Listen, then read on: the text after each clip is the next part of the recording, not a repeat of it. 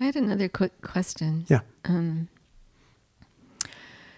I was listening to one of your talks where you were talking about Qi Gong practice. Mm-hmm.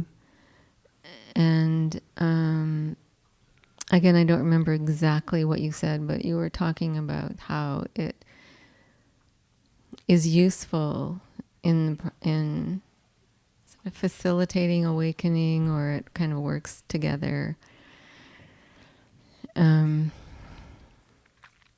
Because I've done a lot of Qigong type practice over the years. Mm-hmm.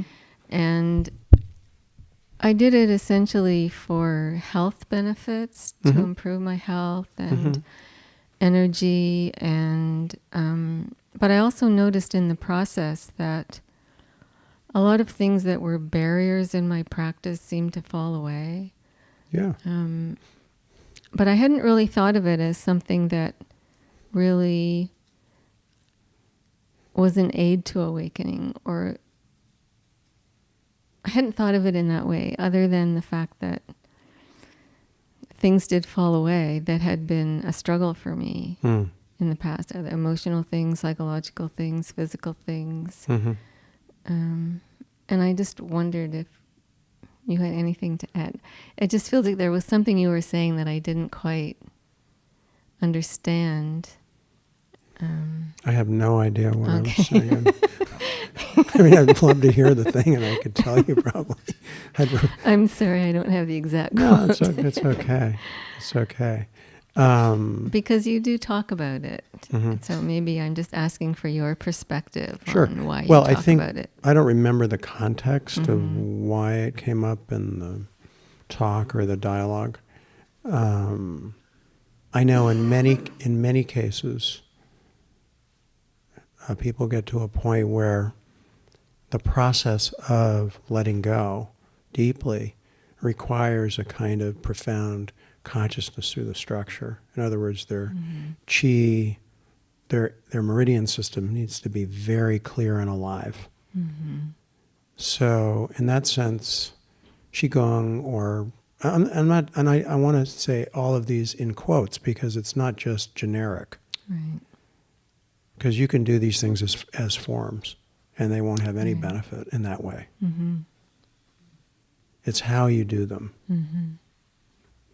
The way I was trained was from that perspective. But not everybody is, not always are approached that way.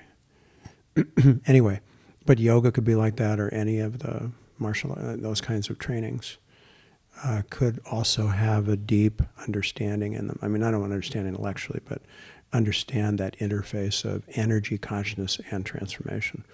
So because Qigong fundamentally is an energy practice, but it's also affecting the physical body, as you were describing, can help clear and open the nervous system so that one can be grounded in the often overwhelming process of awakening for the body.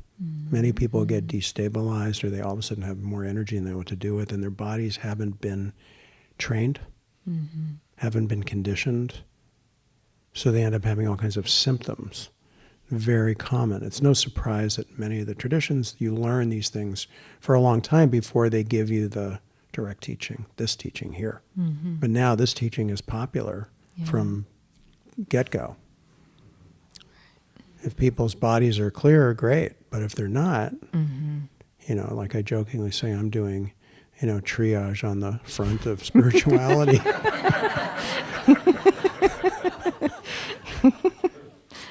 It can really be pretty destabilizing, and whoa, it's like, what spirit, So that's what I probably meant, that it can be a very helpful kind of facilitator in, you might say, conditioning the body to really handle transformation, which absolutely affects the physical body, without question. I think that's probably what I meant. Is that helpful? Does that make it a little... that was exactly what I wanted clarification on. Okay, cool. Good.